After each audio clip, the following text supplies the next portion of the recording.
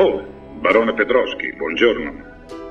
Così il mio amico aveva salutato l'uomo che stava per entrare nel piccolo negozio di pipe. Era di luglio, faceva un caldo insopportabile e le tende alla finestra erano tutte abbassate. Le mosche ronzavano senza sosta nella penombra. La porta a vetri era alle mie spalle e così non lo vidi subito. Mi voltai e Cristo, non avevo mai visto niente di simile. Per non lasciar trasparire la mia sorpresa, toccavo le pipe che avevo da provare. Ma quell'uomo aveva anche il nome di appropriato. Era piccolo, grasso, zoppo e calvo. Quando si avvicinò al banco, notai che portava l'apparecchio acustico dei sordi, oltre che a 2 spesse lenti negli occhiali. Mai visto un individuo simile, per diavolo.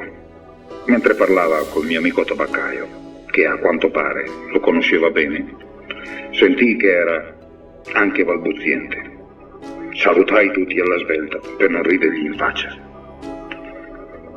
La volta successiva che andai a trovare il mio amico, gli chiesi chi fosse quel tizio. Ma come? Non conosci il signor barone Pedroschi? Fece lui. Non l'avevo mai visto prima e quando lo rividi era morto. Era seduto, grasso e deforme, su una sedia sotto il portico. Il caldo era asfissiante e aveva mosche sulla bocca e dentro il naso. Lo avevano sistemato là provvisoriamente perché era deceduto mentre giocava a carte all'osteria.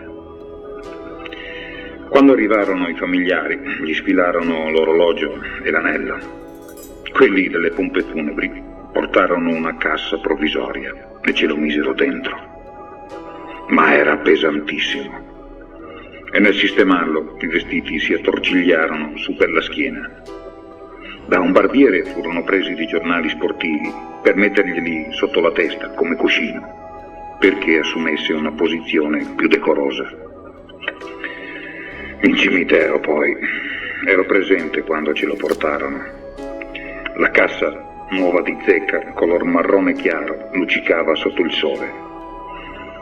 Se non che l'impresa di sistemarlo nell'oculo non fu affare da poco.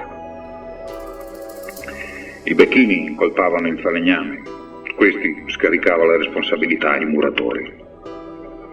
La cassa, per pochi centimetri, non entrava nell'oculo.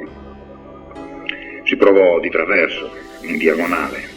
La tomba di famiglia era stretta, l'apertura mal sistemata. Un operaio andò a prendere la sega.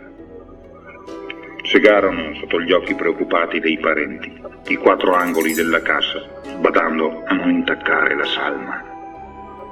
Fu spinto dentro a forza di sbuffate e si tirò sul muretto con la malta indurita. I pezzi della bara, però, furono lasciati a lui e messi all'interno dell'oculo.